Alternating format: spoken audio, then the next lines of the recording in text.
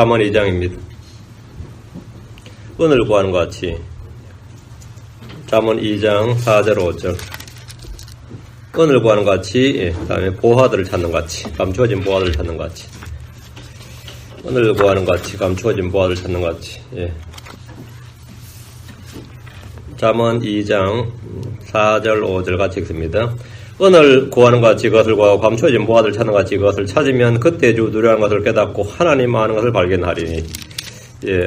내가 하나님을 좀 더 알고 싶다. 그리고 하나님을 우리 주 예수를 더 알고 싶다면 어떻게 해야 되는지 오늘 방법이 나옵니다. 은을 구하는 것 같이 다음에 감춰진 보화를 찾는 것 같이 그것을 찾으면 그 구하고 찾는 방법이죠. 그렇게 하면 하나님 우리 주 예수 그리스도를 더 잘 아는 알 수 있는 그런 길이 있다 이거죠. 이것이 길이다 방법이다 이 말입니다. 은을 구하는 것 같이 오늘 말씀인데 오늘 제 간정설교 비슷한 겁니다. 기도합시다.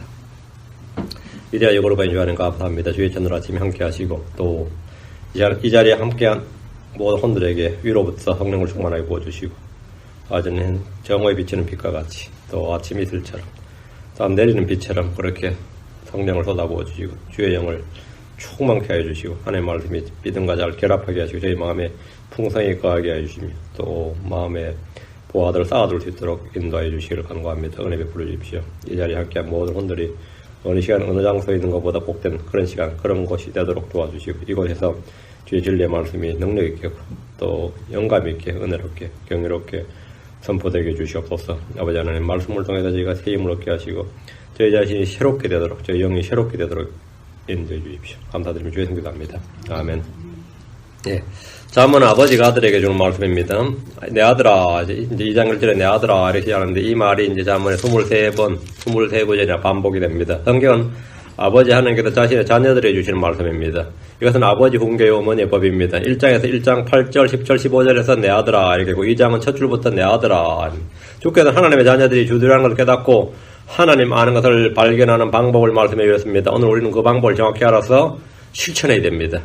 행함이 없는 믿음이 죽은 것이듯이 실천이 없는 지식은 헛된 것입니다. 저는 잠언에서 신앙생활에 가장 중요한 두 가지를 배웠습니다. 이건 구원받았을 때가 아니고 이제 성경을 좀 알고 싶은 마음이 굉장히 충만했을 때예요. 그리고 이제 성령 충만, 또 하나님을 알고 싶고 성령을 좀 충만했으면 좋겠다. 이런 소원이 굉장히 있었을 때 이제 잠언에서 잠언 1장에서 하나, 잠언 2장에서 하나 이렇게 두 가지를 배웠는데 하나는 성령으로 충만한 방법이고 하나는 주의 말씀을 깨닫는 방법이었습니다. 크리스천들에게 보다 더 중요한 것이 없습니다. 제가 목회를 하면서 늘 기도했던 게 이겁니다. 성령으로 충만하고 주의 말씀을 깨닫게 해주시옵소서. 이게 이제 늘 기도 제목이었는데 성령으로 충만하고 주의 말씀을 깨닫게 해주시옵소서 했는데 가장 절박했던 거죠. 가장 절박했고 중요했던 기도입니다. 제가 이것은 미국에서 목회한 지 몇 년이 지나서 어느 밤에 제가 지금도 기억하면 어느 밤에 이 말씀을 받았습니다. 사실 이 교회에 와서 이 목회를 했지만 몇 년이 지났지만 교회 성도가 거의 없었습니다.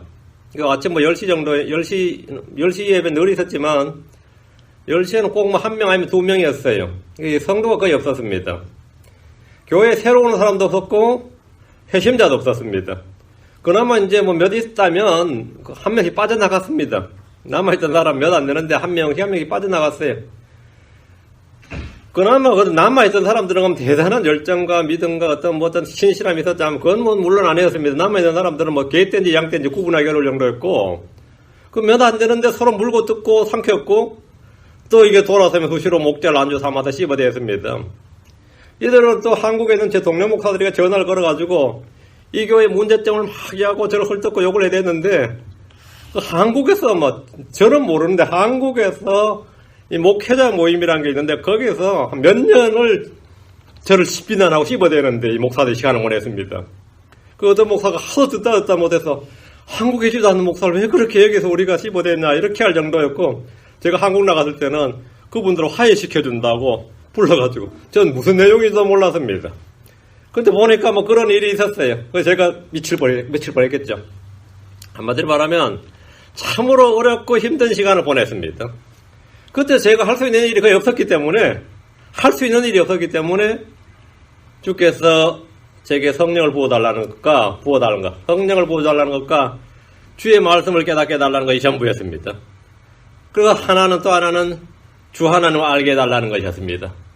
성경은 술 취하지 말라. 거기에는 과도함이 있나니 오직 성령으로 충만하라. 했는데 이 성령으로 충만하라 이 말이 술 취하지 말라. 오직이란 말이 그러랍니다. 술 취하지 말지니라. 거기엔 과도함이 있느니라. 그러나 성령으로 채움을 받으리라 이 말이. 성령으로 충만하면 내가 성령을 채울 수 있으면 내가 채우죠. 근데 내가 성령을 채울 수 있는 게 아니란 말이야. 성령은 채움을 받는 거지. Be filled with the Spirit. 내가 성령으로 충만하라 한다고 내가 그렇게 하겠습니다 할 수 있는 게 아니란 말이죠. 그렇죠? 여러분한테 성령으로 충만하라 하면 예스를 하고 내가 성령으로 간 채워버리면 내 가스 탱크에 말이죠. 아니면 주유소 가서 내 차에 가스 채워버리면 좋은데 fill it up 하듯이 말하면 좋은데 성령이라는 게 그렇게 채워진 게 아니란 말이지. 성령으로 충만함을 받으라 이 말이에요. 성령으로 채움을 받으라 이 말인데 그러면 누가 채워줘야 채움을 받는 거죠. 오직 성령으로 충만하라 하는데 저는 술 취하지 말라고 그러니까 저는 술은 안 마시지 않았습니다. 술은 마시지 않았지만 성령으로 채움받는 일에 대해서는 잘 몰랐습니다. 그건 잘 몰랐어요. 그 종교생활에 열심을 내고 열정을 내는 것이 성령 충만이 아닙니다. 새벽부터 시작해서 하는 게 성령 충만이 아니에요. 저는 성경이 말하는 성령으로 가득 채움받는 것에 대해서 잘 몰라서 고민이 많았습니다. 그러다가 발견한 것이 이 성령 충만하려면 그것을 구하는 것이다. 일단 성령으로 충만하게 달라고 하나님께 계속 구하는 것이다. 누가복음 11장 13절에 주께서 말씀하셨어요. 그런즉 너희가 악할지라도 이 자녀들에게 좋은 선물들을 줄 알거든 하물며 하늘에 계신 너희 아버지께서 자기에게 구하는 자들에게 성령을 얼마나 더 많이 주시겠느냐. 이렇게 구하는 자에게 성령을 얼마나 더 많이 주시겠느냐. 성령을 많이 주시는 것, 성령을 내가 많이 받는 게 성령 충만이에요.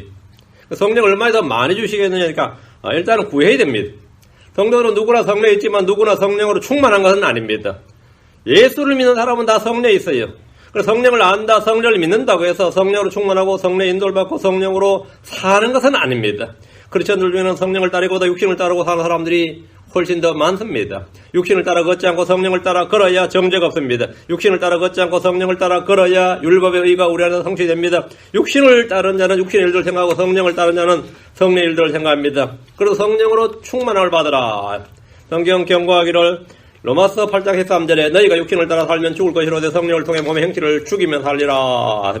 성령 안에서 걸어야 육신의 욕심을 이루지 않습니다. 갈라디아서 5장 16절에 그러나 내가 이것을 말하노니 곧 성령 안에서 걸어라. 그리하면 너희가 육신의 욕심을 이루지 아니하리라.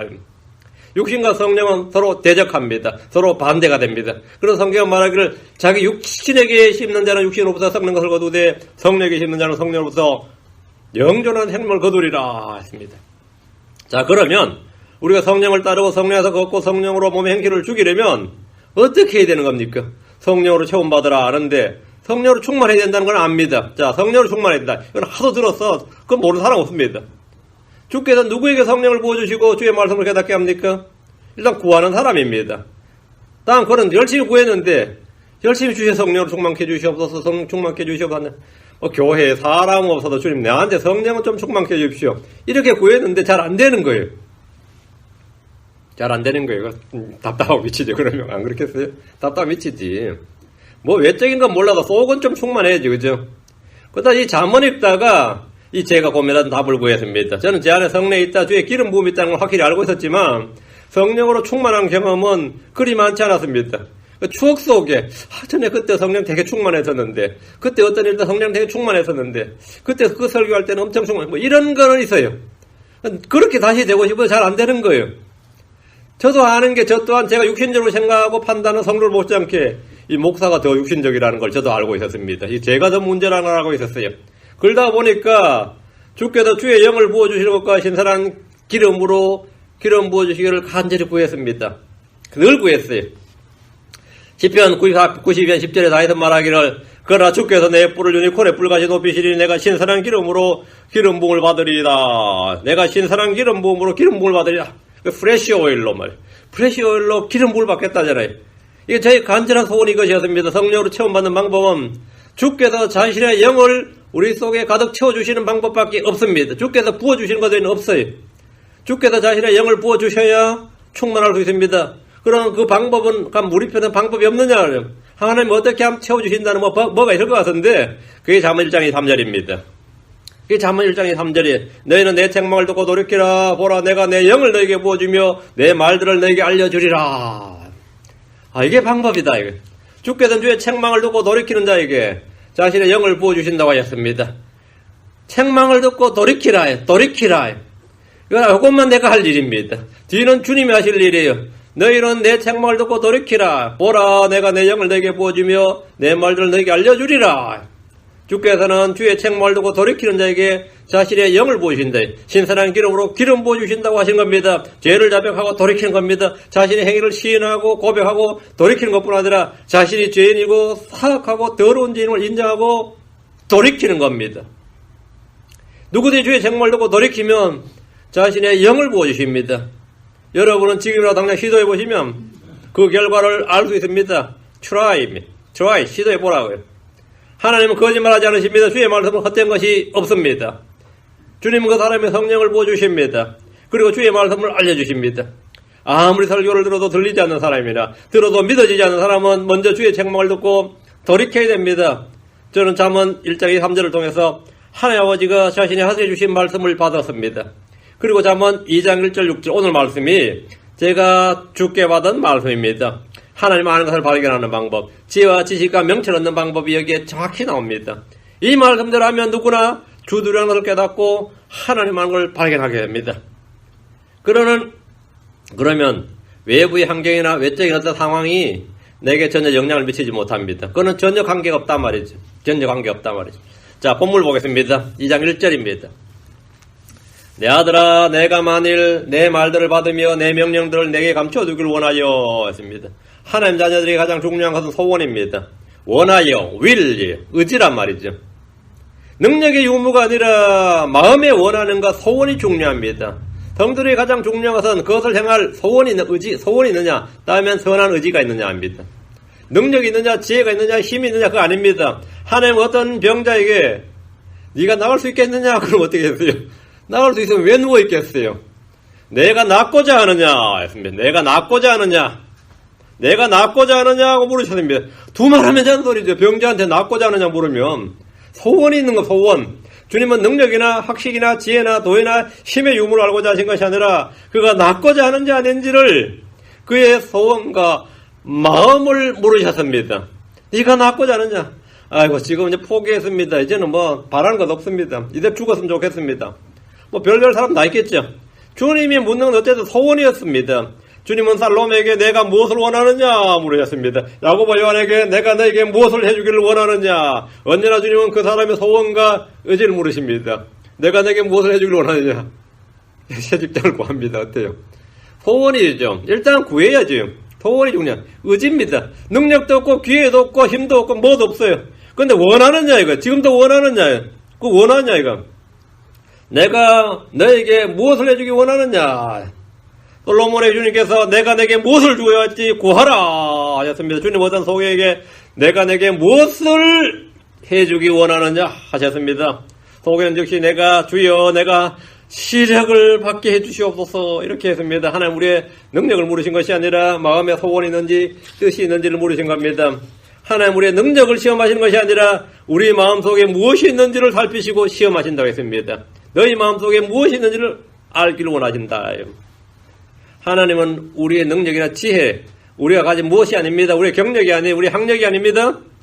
우리의 마음의 소원입니다. 마음에 무엇을 원하고 바른 마음이 있는지 아닌지, 소원이 있는지, 내가 정말 하나님 알기를 원하는지 말이에요. 하나님의 말씀을 받기를 원하고 하나님의 명령들을 내가 받아서 그걸 실천하기를 원하고 선한 의지와 소원이 있다면 난 하나님의 뜻을 행하기를 원합니다. 난 정말 성경대로 제대로 한번 살아보기를 원합니다. 이런 소원이 있느냐 없느냐요. 그런 소원은 없고 어쨌든 잘 믿든지 어쨌든 간에 잘 살아보고 싶습니다. 주님. 어쨌든 잘 살아보고 싶습니다. 다른 거는 어쨌든 간에 이게 기복이 무속이지만 어쨌든 한국산 소원은 대부분 그런 겁니다. 바른 소원, 건전한 소원이 중요합니다. 그래 주님께서 소원에 항구를 인도합니다. 깨 부숴야 되는 것들, 해결해야 될 것을 소원이라고 계속 붙들고 기도하면 하나님께서 그걸 보내주실 때 그걸 받아도 그 혼이 야이게 됩니다. 누구든지 건전한 소원이 있고 하나님 앞에 바른 욕망, 바른 소원, desire, 다음에 wish, 다음 will, 그 뜻이 있다면, 의지가 있다면 모든 필요는 주께서 채워주시는 겁니다. 주님께서 모든 필요를 채우시려 했습니다. 일을 이루시고 성취하시는 분은 하나님이십니다. 이것은 크리스천들에게 주어진 가장 큰 복입니다. 소원과 의지만 있으면 된다 하면 어때요? 그거야 뭐 누구나 할 수 있지. 그렇죠? 그건 누구나 할 수 있죠. 우리는 가난해도 큰 일을 할 수 있습니다. 무식해도 능력 있는 일을 할 수 있습니다. 가진 것이 없어도 주를 위해 일할 수 있습니다. 주께서 우리의 힘이시기 때문입니다. 삼가는 소를 모는 가시채로 블레셋 사람 600명을 죽였고 이스라엘을 구원했습니다. 기도는 항아리에 등불을 들고 300명의 용사로 미디안의 군대를 이겼습니다. 히스기야는 성문을 걸어 잠근 채 주께 기도했을 뿐 아니라 아시리아 군대를 크게 이겼습니다. 주께서 승리를 주셨기 때문입니다. 전력이 뛰어나서가 아닙니다. 무기체계가 뛰어나서도 아니고 군대가 더 많아서도 아닙니다. 주께서 승리를 주셨기 때문에 하나님께서 그릇을 통해 나를 강하게 하시면 내가 모든 일을 할 수 있습니다. 빌립보 4장 13절에 나를 강하게 하시는 그를 통해 내가 모든 걸 할 수 있느니라 하십니다. 우리는 돈이 없고 학력이 없고 재주가 없고 조직도 없고 누군가의 도움도 없지만 주를 위해 일하겠다는 소원만 있으면 이런 일을 할 수 있고 그런 삶을 살 수 있습니다. 바른 소원과 의지가 있으면 나머지는 다 주님의 영역입니다. 승리는 믿음에 있습니다. 문제는 힘이 아니라 그리스도입니다. 그리스도가 힘입니다. 그리스도가 능력이 내 안에 그리스도가 있으면 그분으로부터 모든 것이 공급됩니다. 다시 1절 내 아들아 내가 만일 내 말들을 받으며 내 명령들을 내게 감춰두기를 원하여 이거는 정말 건전한 소원이에요. 이건 하나님의 뜻대로 구하는 기도입니다. 이걸 원한다면 이게 나의 뜻이고 나의 의지라면 말이야. 하늘에서 아버지 뜻이 이루어진 같이 내 안에서도 이루어진다. 땅에서 이루어지는 게 아니라 내 안에서 이루어지는 거예요. 이것이 나의 뜻이라면 네가 진짜 이걸 원한다면 우리의 소원이 주의 말씀을 받고 주의 명령들을 내 마음에 감춰두기를 원한다면 건전한 소원과 영적 소원, 바른 소원입니다. 그것은 하나님이 기뻐하시는 소원이에요. 저런 마음을 가지고 있구나 그래요. 저런 소원이 있구나. 우리 애들도 그래요. 그러니까 소원이 건전하고 뜻이 바르면 어때요? 어떻게 좀 더 도와주고 싶죠. 근데 소원이 어때요? 악하면 방해하고 싶지. 막아야 되니까. 그렇죠? 주께서는 겸손한 자의 소원을 들으십니다. 10편 20편 4절에 주여 주께서 겸손한 자의 소원을 들으셨사오니 주께서 그들의 마음을 예비하시며 주의 귀를 기울여 들으시고 그들의 마음을 예비하시고 하나님께서 마음을 준비해 주신다. 주의 귀를 기울여 들으시고 기도에 응답하신다는 말이죠. 겸손한 자의 소원을 들으셨다. 다음에 10편 20편 4절에 또 그분께서 내 마음의 소원대로 허락하시고 내 모든 계획을 이루어 주시기를 원하노라. 주께서 우리의 소원을 무시하시는 분이 아닙니다. 우리의 소원을 들으시고 요구를 거절하지 않으십니다. 우리가 정욕으로 서려고 잘못 구하지 않는다면 그의 기도는 언제나 100% 응답됩니다. 믿음으로 구하고 헛되이 구하지 않았다면 주님은 소원을 들어주시는 분이십니다. 마태복음 21장 22절에 너희가 믿고 기도할 때 무엇을 구하든지 모든 것을 받으리라 하시니라. 너희가 믿고 기도할 때 무엇을 구하든지 모든 것을 받으리라. 이거 말씀이 약속이 너무 엄청나가지고 못 믿는 말씀이에요. 약속이 너무 엄청나가지고.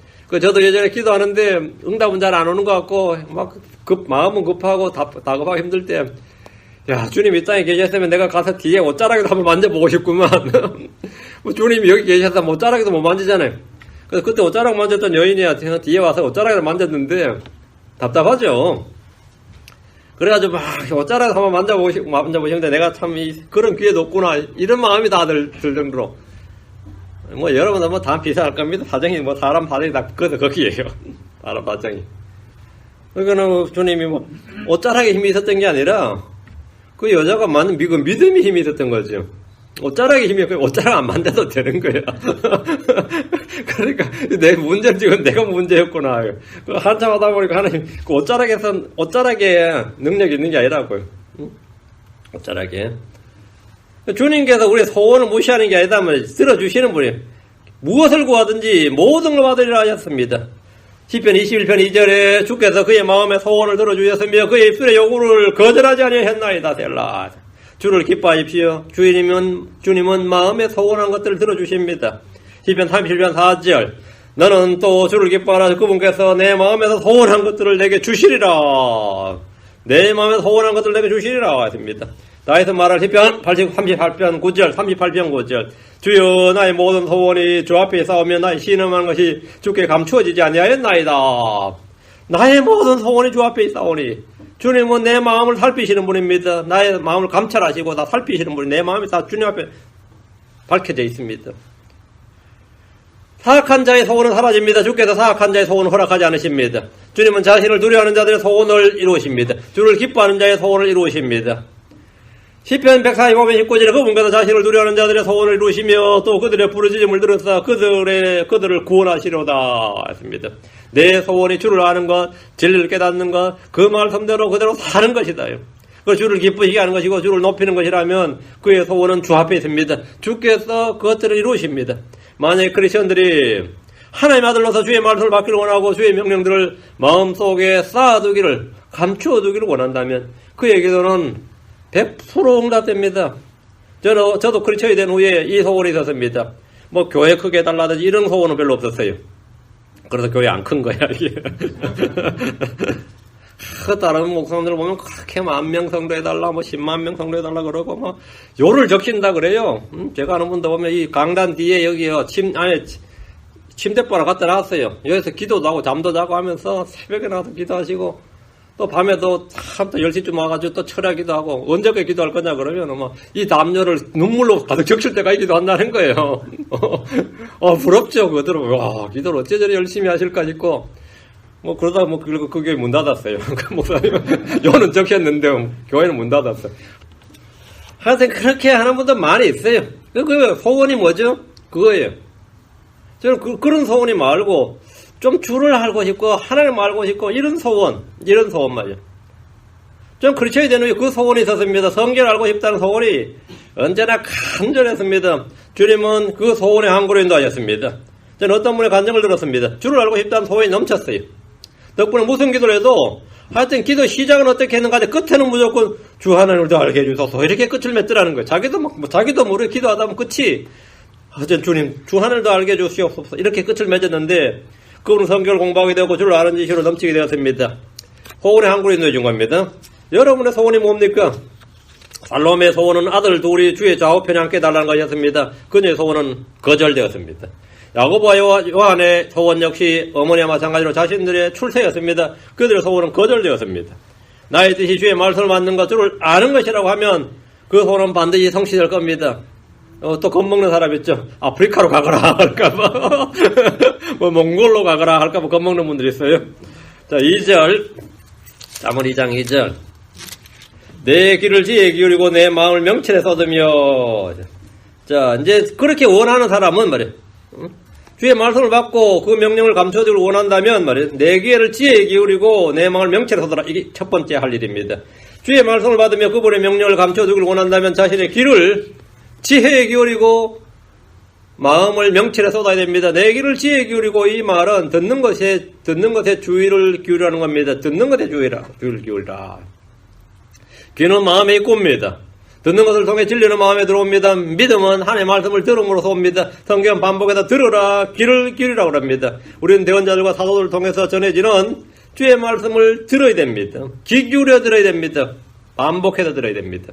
내 마음을 명철에 쏟으라. 이것은 주의 말씀을 받고자 하는 소원이 있는 자들이 해야 할 첫 번째 일입니다. 듣지 않고는 깨닫는 것이 없습니다.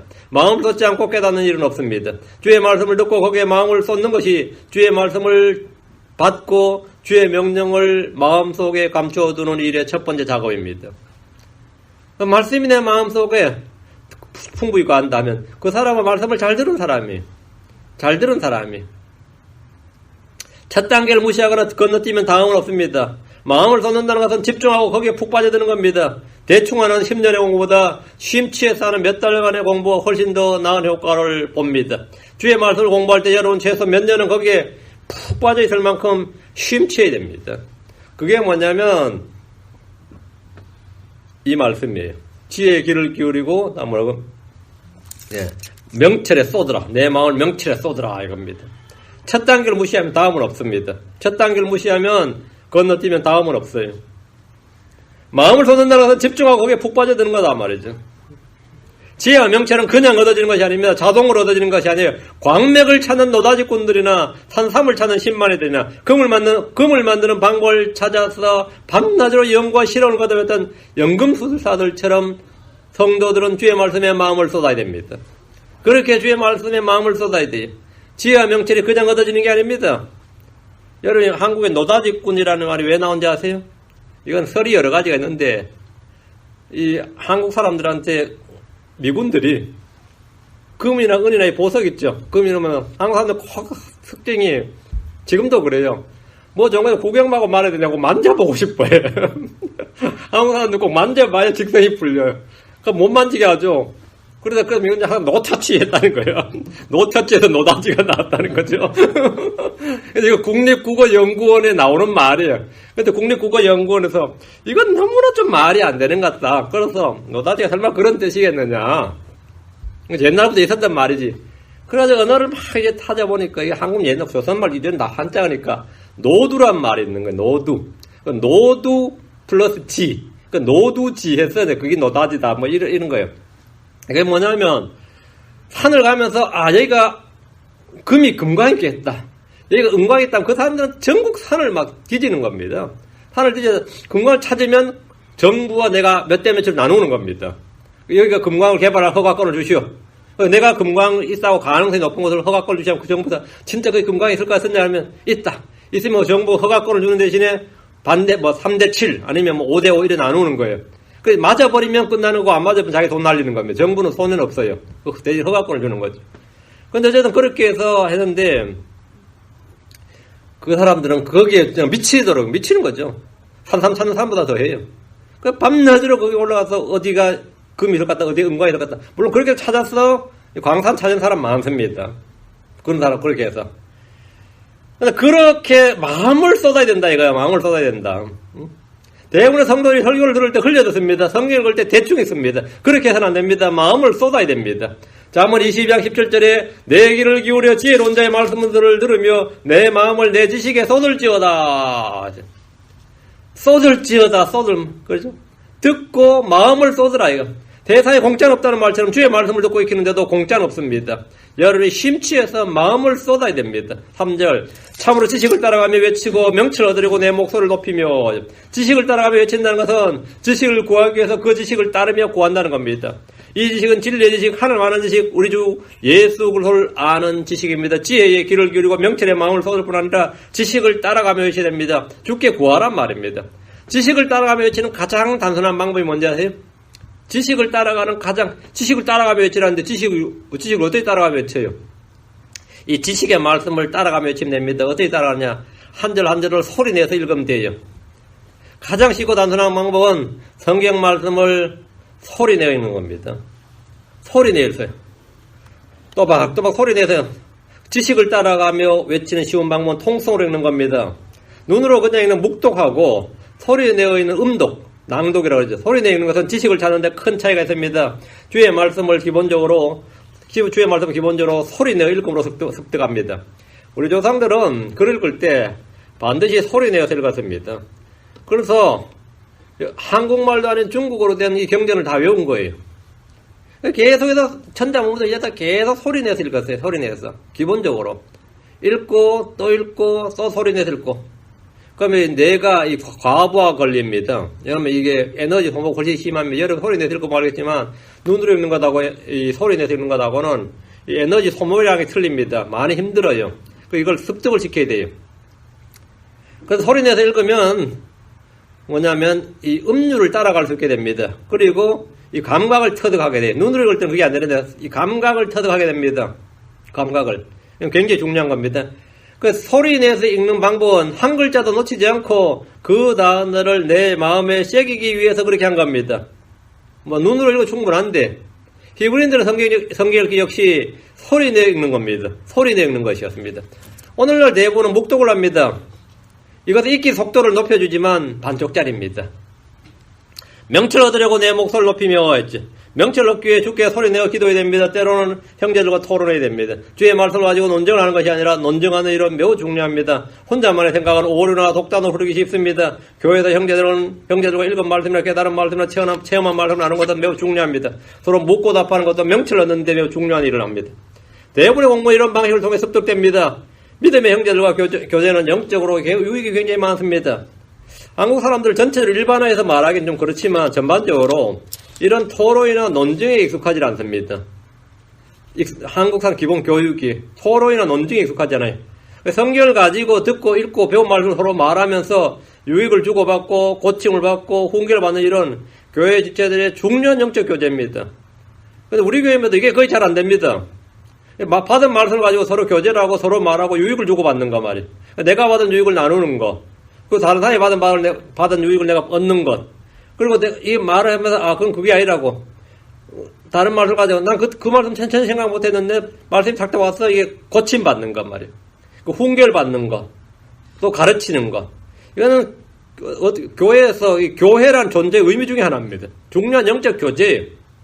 일상생활의 사정만 주고받는 것이 아니라, 말씀을 주고받는 성도들이 되어야 됩니다. 말씀을 주고받는 성도들.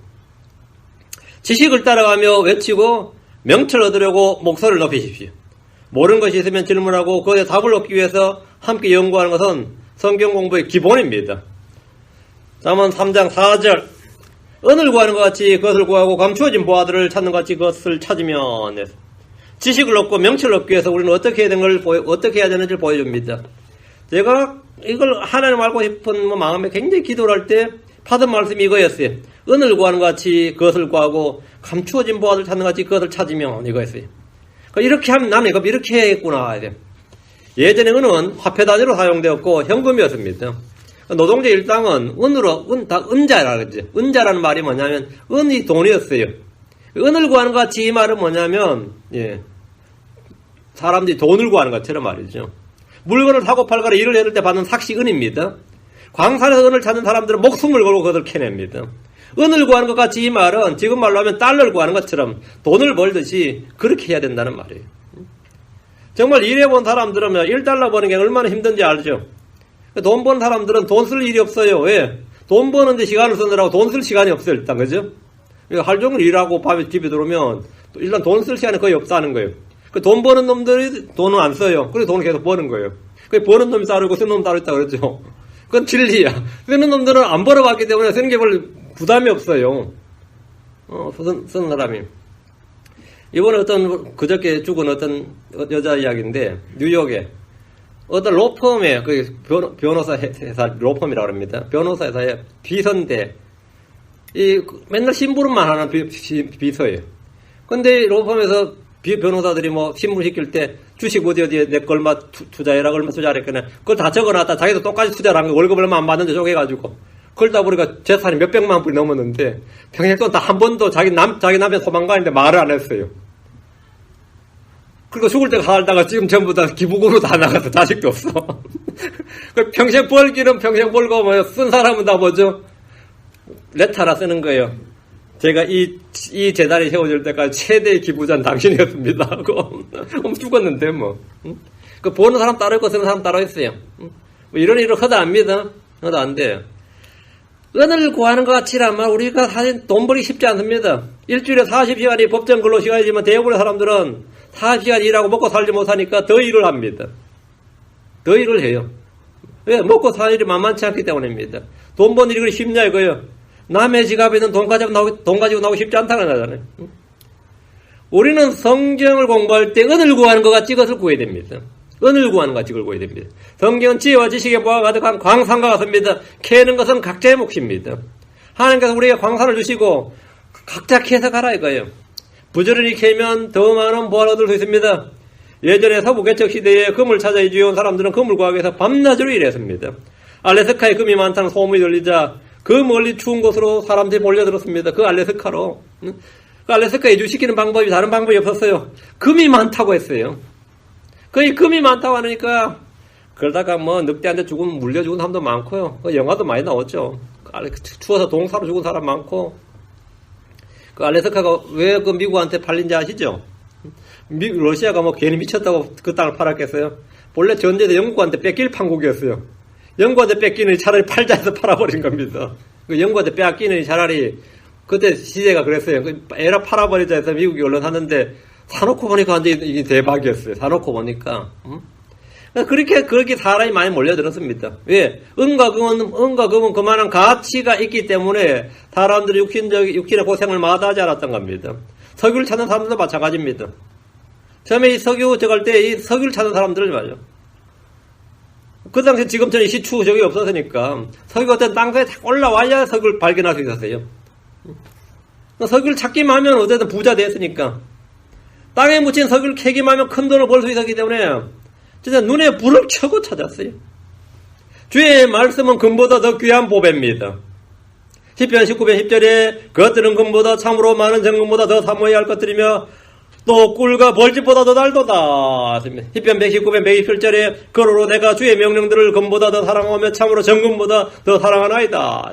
은을 구하는 것 같이 그것을 구하고 이것이 성경 공부의 기본 자세입니다. 주를 알고자 하는 이들은 모두 이런 마음을 가지고 이런 자세로 이런 열심으로 공부해야 됩니다. 잠언 3장 14절에 지혜를 거래하는 것이 은을 거래하는 것보다 나으며 그것이 이익이 정금보다 나으니라. 지혜가 지금보다 낫다면 은을 구하는 것 같이 지혜와 명철을 구하는 것은 당연한 일입니다. 다음 4절 다시 4절 감추어진 보화들을 찾는 것 같이 그것들을 찾으면 보화는 땅 속에 묻혀 있습니다. 진주는 바다 속에 있습니다. 귀한 것들은 쉽게 눈에 띄지 않습니다. 쉽게 발견할 수 없습니다. 쉽게 발견할 수 있으면 보화가 아닙니다. 감추어진 보화란 문자 그대로 감추어져 있습니다. 주님은 마태복음 7장 7절에 구하라 그러면 너에게 주실 것이요 찾으라 그러면 너희가 찾을 것이요 두드리라 그러면 너에게 열릴 것이니 했습니다. 구하라 찾으라 두드리라 하는데 숨겨져 있으니까 찾는 거예요. 숨겨져 있으니까 우리는 지혜를 구하고 명철을 구해야 됩니다. 소원이 있다면 구할 것입니다. 뜻이 있다면 그걸 찾을 겁니다. 하나님은 찾는 자에게 감추어진 보화를 주십니다. 이사야 45장 3절에 내게 어둠의 보화와 은밀한 곳에 감추어진 재물을 주어 내 이름으로 너를 부르는 나 곧 주가 이스라엘 하나님 줄 내가 알게 하리라. 어둠의 보화와 은밀한 곳에 감추어진 재물을 주어 어둠의 보화라든 여러분 모든 보화는 다 어둠 속에 있습니다. 어둠의 보화입니다. 은밀한 곳에 감추어진 재물을 주어 했습니다. 어디에 주님의 보화가 있는지 압니까? 그래서 예수님 안에 있습니다. 골로새 2장 3절에 그분 안에 지혜와 지식의 모든 보화가 뭐 있다? 감추어져 있느니라. 감추어진 보화예요. 그래서 찾는 거예요. 그래서 지옥 이집트의 보화보다 더 큰 재물입니다. 그래서 예수를 아는 지식은 이 세상의 모든 것을 똥으로 여길 만큼 배설물로 여길 만큼 놀라운 보화입니다. 여러분은 감추어진 보화들을 찾아본 적 있습니까? 만약 귀한 것을 잊어버렸거나 잃어버렸다면 찾고 또 찾을 겁니다. 또 찾고 또 찾아요. 아마도 찾을 때까지 찾으랄 겁니다. 이것이 주의 말씀을 받고 주의 명령들을 마음속에 숨겨두는 방법입니다. 5절입니다. 잠언 3장 5절 그때에 주 두려워하는 것을 깨닫고 하늘만 하는 것을 발견하리니 그때에 4절처럼 해야지 뭐라고요? 5절이 되는 거예요. 그때 주 두려워하는 걸 깨닫고 하늘만 하는 걸 발견하리니 주를 알고자 하는 소원이 있는 사람은 2절부터 4절 일을 했을 때 5절의 결과를 얻는 겁니다. 그때 주 두려워하는 걸 깨닫고 그때에만 주의 두려움에 대해 이미 많이 다루었는데 주를 두려워하는 것은 제 시작입니다. 주를 두려워하여 그분의 명령들을 크게 즐거워하지 않은 복이 있습니다. 주를 두려워하는 자들은 그분께서 복을 주십니다. 주를 두려워하는 것이 지식의 시작입니다. 주를 두려워하는 것은 악을 미워하는 겁니다. 주를 두려워하는 것이 사람의 날들을 길게 합니다. 주를 두려워하는 것이 지혜의 훈계입니다. 사람이 주를 두려움으로 악을 전합니다. 성경 말씀하기를 지혜와 지식이 내 시대에 확고함이 되고 구원의 힘이 되리라. 주를 두려움이 그의 보배니라. 주를 두려움이 그의 보배라고 했습니다. 지금 이 시대의 사람들은 주를 두려움이 없습니다. 그들의 눈에 주를 두려움이 없어요. 심지어 크리스천들조차 주를 두려움이란 단어 대신에 주를 경외함 이렇게 하면서 주를 두려워해서는 안 된다고 주장합니다. 이것이 오늘 소위 말하는 보수주의, 복음주의라는 교회에서 하는 짓이에요. 주를 두려워하는 것이 경외가 아닙니다. 우리는 주와 그분의 말씀을 두려워할 뿐 아니라 그분의 말씀에 떨어야 됩니다. 떨어야 돼요. 사람들이 주를 두려움을 깨닫지 못하는 것은 한 번도 주를 알고자 주의 말씀을 마음속에 감추어두고자 하는 소원이 없었기 때문입니다. 그렇기 때문에 그런 걸 구하지도 않았고 찾지도 않았습니다. 주를 알고자 은을 구하듯이 감춰진 보화들을 찾듯이 그렇게 찾아본 적이 없었기 때문에 주를 두려워하는 것을 깨닫지를 못합니다. 우리는 주 하나님의 자녀들로서 내 길을 지혜에 기울이고 내 마음을 명철에 쏟으며 참으로 지식을 따라가며 외치고 명철을 얻으려고 내 목소리를 높이며 은을 구하는 같이 그것을 구하고 감추어진 보화를 찾는 같이 그것을 찾으면 이 말씀대로 길을 기울이고 마음을 쏟고 지식을 따라가며 외치고 목소리를 높이며 은을 구하는 같이 그것을 구하고 감추어진 보화들을 찾는 같이 그것을 찾아야 됩니다. 구하면 없고 찾으면 찾을 수 있습니다. 시편 27편 8절에 주께서 너희는 내 얼굴을 찾으라 하셨을 때 내 마음에 주께 아뢰기를 주여 내가 주의 얼굴을 찾으리이다 하였나이다. 주께서 뭐라고 너희는 내 얼굴을 찾으라. 주께서 말씀하면 너희는 내 얼굴을 찾으라. 그 내 마음이 뭐라고요? 주여 내가 주의 얼굴을 찾으리이다. 나는 그리스도 예수 안에 있는 보화를 찾겠다고. 난 주의 명령을 내 마음에 쌓아두기를 원합니다. 주님을 더 알기를 원합니다. 그런 소원과 의지가 있다면 주를 찾으십시오. 그러면 그분을 알 수 있고 찾을 수 있습니다. 보이지 않는 하나님이라고 불평할 것이 없습니다. 하나님이 계시면 한 번만 보여달라고 외치는 사람들은 그분을 구하고 찾아보십시오. 이것이 성경의 명령입니다. 이사야 55장 6절에 너희는 주를 만날 만한 때에 그분을 찾으라. 그분께서 가까이 계실 때에 그분을 부르라. 주를 찾아본 적도 없는 사람이 주가 없다든지 신은 죽었다고 하는 것은 어리석은 짓입니다. 주를 찾으면 삽니다. 주님 자신을 부지런히 찾는 자들에게 보상해 주십니다. 주님 자신이 바로 우리의 가장 큰 great reward, 가장 큰 보상입니다. 그 주를 찾으면 주님이 보상해 주시는데 그 보상이 뭐냐면 주님 자신을 계시해 주시는 거예요. 주님을 알게 해 주시는 겁니다. 주님 자신이 바로 우리의 보상이에요. 이거야말로 유레카지. 내가 찾았도자지. 나는 주를 찾았도다요. 질량 보존의 법칙 이런 게 아니에요. 나는 주를 찾았다요. 나는 주를 찾았다. 예. 아르케메스인가요? 그 사람은 금과 은의 비중을 찾아내가지고 섞여있는, 금관에 섞여있는 은을 찾아냈다 그러죠. 그 유레카 했다는데, 그 엄청난 기쁨이었겠죠. 얼마나 기뻤으면, 목욕태에서 뛰어나면서 유레카 했다잖아요. 성도들은 바로 하나님 하는 걸 발견한다요. 하나님 하는 것을. 내가 하나님 하는 것을 발견하리니. 예. 저보다 같은 제가 같이, 여러분 잘 모를 거예요. 선교단체는 사랑방, 장막 이래가지고 같이 공동생활하는 공간이 있습니다. 저도 그런 곳에 있었는데, 저보다 한 해 선배였던 분이 크게 예수를 알고 싶고 보고 했는데도 잘 몰랐어요. 교회는 잘 나왔어요. 그런데 이제 저희 선교단체 목자가 이번 여름 수련회 우리가 사업하고 이러는데 여름 수련회 참석하면 큰 은혜를 받고 네가 알게 될 것이다 그랬어요. 그래서 돈 내고 등록해서 여름 수련회 가는데 분위기는 좋은데 자기도 여름 수련회 사업하고 이라고 내려와서도 별로 적이 없었어요. 전혀 자기는 남들은 은혜 받았다 그래 자기한테는 별로 사업하고 나쁜 건 아니었는데 그 자기 말로는 자기는 별로 적이 없었어요. 그런데 다른 사람들 이제 사박을간 고생했으니까, 섬기다 고생했으니까 와서 쓰러져 자는데, 기도실로 내려가서 주여, 남들은 다 은혜 받는데 저는 왜 은혜 못 받습니까? 하면서 기도를 했어요. 남들은 다 은혜 받았다고 예수를 주라 그러고, 자기는 지금 교회도 오래 다니고 하는데 그런 은혜가 없었어요. 그럼 기도를 했는데, 이제 이번에 말씀이 임한 게, 주는 그리스도시요 살아계신 하나님의 아들이시니이다. 이렇게 자기 입으로 스스로 고백하게 된 거예요. 지하 기도실에서 기도하면서. 자기가 제가 간증을 하는데 그때 그 사람이 하나님 하는 걸 발견한 겁니다. 그래가지고 이 기도실에 나오면서 이 사람은 딴 사람 됐어요. 구원받은 사람이에요. 이 구원관지 굉장히 선명해요. 굉장히 선명할 뿐만 아니라 이게 너무나 분명하기 때문에. 근데 우리 제가 딱 거기 200명이 넘었는데 겪어보니까 구원 안 받고 열심히 하는 사람이 굉장히 많았어요. 구원받아 물어보면 대부분 다 굉장히 불분명해요. 근데 그 친구는 워낙에 구원이 분명하다 보니까 어떻게 구원받은 걸 모를 수가 있지? 이제 판단하고 정죄하는 거야. 어떻게 사람이 구원을 받은 걸 모를 수가 있냐고. 자신이 구원받은 걸 모를 수가 있냐고. 그게 말이 되냐고. 응? 워낙 체험이 분명하니까죠. 그러니까 하나님 하는 걸 발견했다 이거예요. 내가 주의 돌소를 발견했다. 이거는 인생의 에디슨이 전기 발명한 것보다, 아니 전화기 벨이 전화기 발견한 것보다, 누가 비행기 발견한 것보다 그 작동 원리를 발견한 것보다 더 위대한 발견입니다. 이건 더 위대한 발견이, 내 인생에서 주 하나를 발견했다는 것은 어둠에서 빛을 보는 겁니다. 그거는 잊을래야 잊을 수가 없어요. 잊을 수가 없어. 저 솔직히 저는 믿는지 안 믿는지 잘 모르겠습니다. 그러면 안 믿는 겁니다. 그 사람 저 안 믿는 거지. 모르긴 뭘 몰라. 안 믿는 거지. 그런 거 있을 수가 없어요. 5절에 하나님 하는 것을 발견하려니 했죠. 하나님이 하나님인 것을 알라는 말씀이, 하나님이 하나님인 것을 주이신 것을 발견한다 이거예요. 그분이 어떤 분인지 알라는 거예요. 신명기 1장 9절에 그런즉 너는 내 하나님이 내 하나님 그분이 하나님이시요 신실한 하나님이신 줄 알라. 주 그분이 뭐라고? 하나님이다. 그분이 하나님이시요. 그분은 하나님이시요 사람이 아닙니다. 사람들은 그분이 하나님이요 신실한 하나님이신 줄 알아야 됩니다. 사람들 주께서 잠잠하실 때 그분은 마치 사람들과 같은 줄로 생각합니다. 시편 50편 21절에 내가 이 일들을 행하였을지라도 내가 잠잠하였더니 나도 전적으로 너와 같은 줄로 생각하였도다. 그러나 내가 너를 책망하고 그것들을 내 눈앞에서 차례대로 놓으리라 하시는도다. 그 내가 너와 같은 줄로 알았도다. 하나님 사람 같은 줄로 안다. 이보다 더 큰 오해는 없습니다. 하나님은 신들 중에 하나와 같은 줄로 아는 것도 있고 아는 자도 있고 자신이 상상하고 생각하는 어떤 것과 같은 줄로 오해하는 이도 있습니다. 이건 오류예요.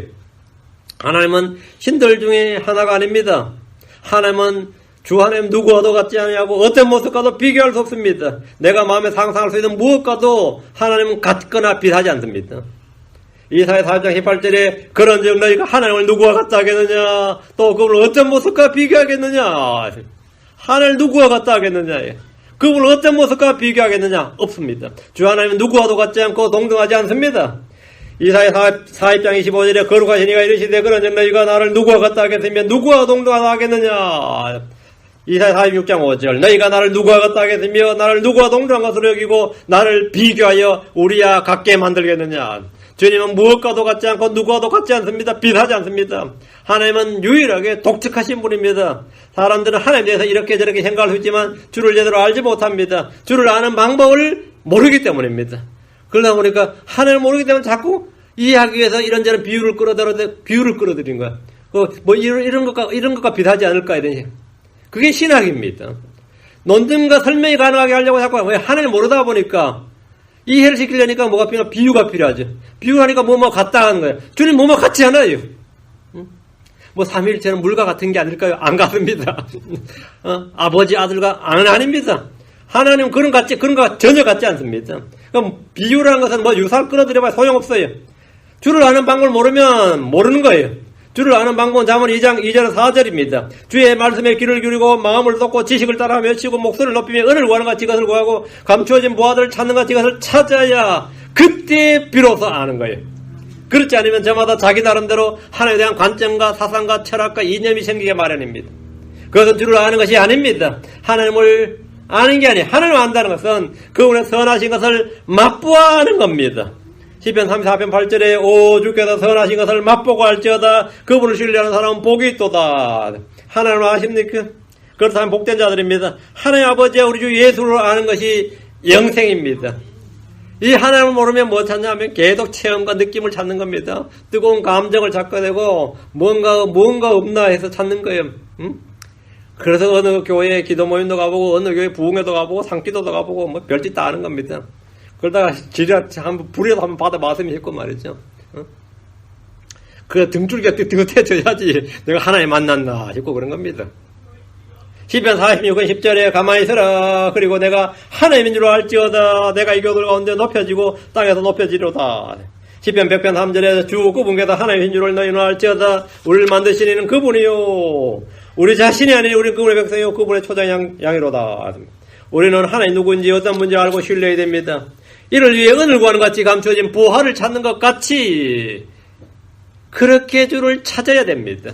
왜 그렇게 찾아야 되는가 한다면 주께서 지혜를 주시고 그분의 입에서 지식과 명철이 나오기 때문에 그 6절입니다.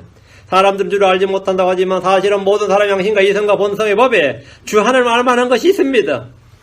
사람은 자연에 있는 창조물을 통해서 하나님의 신격을 알 수 있습니다. 하늘의 권능과 존재를 알 수 있습니다. 우주를 보면 집을 지은 이가 있듯이 이 모든 걸 만드신 분이 있다는 것을 본능적으로 사실 알 수 있습니다.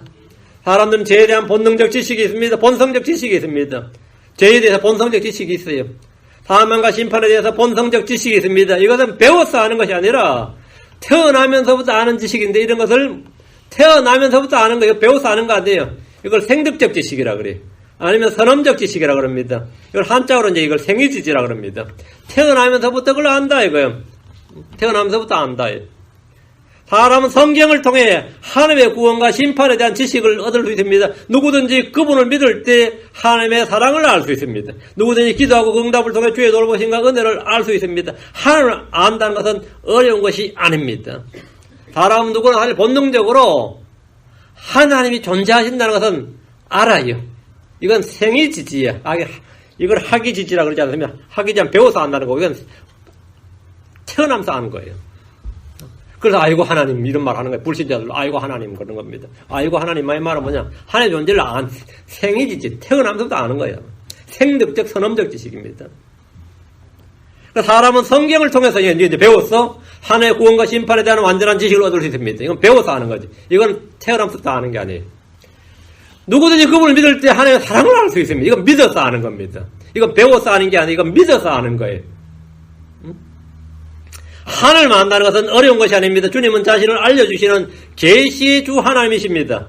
누구나 성경을 깊이 공부하고 읽는 그대로 믿는다면 하나님의 판단의 기준과 법도를 알 수 있습니다. 우리는 옳고 그른가 선거학에 대한 확실한 지식을 얻을 수 있습니다. 문제는 뭐냐? 2장 1절이에요. 알고자 하는 소원, 의지의 문제입니다. 내가 알고자 하여, 감춰주길 원하여, 원한다. 말씀을 받고 싶다. 그리고 그 말씀을 내게 감춰주길, 내 마음속에 감춰주길 원하여. 이것이 있느냐 없느냐? 이 소원과 의지의 문제다. 이런 주님의 이 마음의 소원이 없다면 주님과 도저히 할 수가 없어요. 그리고 내가 이거에 대한 뜻이 있어야 돼. 주를 알고자 한다면 주께서는 그 사람의 소원을 이루어주십니다. 그리고 그 사람은 그걸 소원의 항구로 인도하시는도다. 그럽니다. 내게 우리 속에서 만약에 소원을 주시고 그 다음에 행하게 하시는 분. 그게 하나님이십니다. 바른 소원을 가져야 됩니다. 아주 악한 소원을 가져가 주여 하면은 그건 깨부숴야 될 십자에 못 박고 없애야 될 것들을 주여 주시옵소서 그러면 그것도 골 아프죠. 성경을 이제 바르게 알지 못하면 언제나 또 헛된 것을 구하는데 시간을 엄청 낭비합니다. 여러분 바른 소원과 바른 기도를 하기 바랍니다. 기도합시다. 은혜로 주하는 감사합니다. 주께서 이 시간 복을 주셔서 이 말씀들은 모든 혼들에게 건전한 영적 소원을 허락해 주시고 주를 알고자 하는 마음과 주의 뜻을 행하고자 하는 소원을 주시길 원합니다.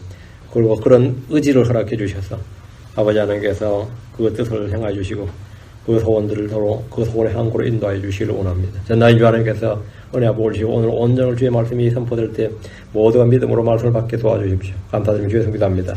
아멘.